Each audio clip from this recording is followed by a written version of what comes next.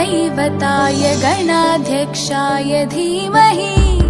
गुणशरीराय गुणमण्डिताय गुणेशानाय धीमहि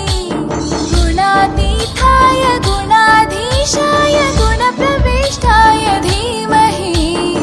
एकदन्ताय वक्रतुण्डाय गौरीतनयाय धीमहि गजेशानाय भालचन्द्राय श्रीगणेशाय धीमहि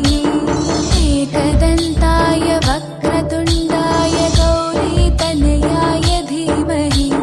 गजेशानाय भालचन्द्राय श्रीगणेशाय धीमहि गानोत्सुकाय गानमत्ताय गानोत्सुकमनसे गुरुपूजिताय गुरुदैवताय गुरुकुलस्थायिने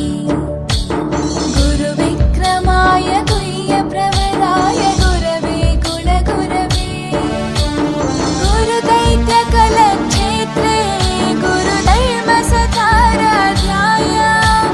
गुरुपुत्रपरित्रात्रे गुरुपाखण्डखण्डकाय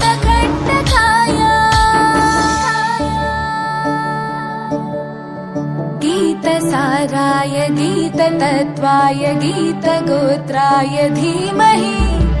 गूढगुल्फाय गन्धमत्ताय गोजयप्रदाय धीमहि